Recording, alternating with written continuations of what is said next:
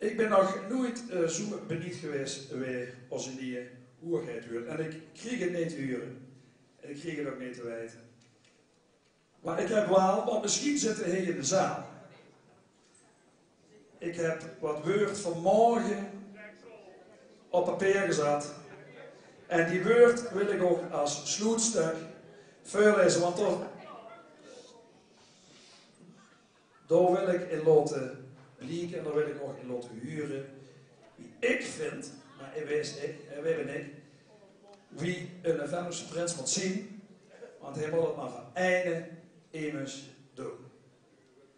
Want in het midden, daar zit de liefde, een vaste loven te beleven.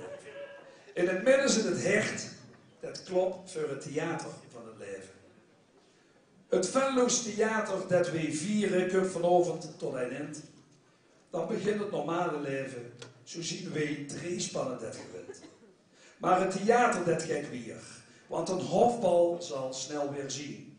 Dan wordt een schone show gegeven van klatergold en parelwien. En dan zal de dag echt weer komen en dan zal het oog echt weer slaan dat de jokershaan gruuts mag krijgen voor de nieuwe hoerheid die in het midden zal staan. En alleweg komen dan weer ergens bij een tweesprong weer bijeen. De liefde voor de vasteloven komt weer samen en Venloneren die zien weer één. En wie wil je nou gaan vieren, ook principes houden wel stand.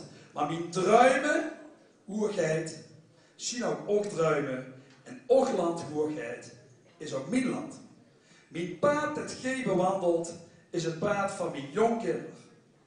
Och toekomst en och kleur, dat mag nooit doen voor minder.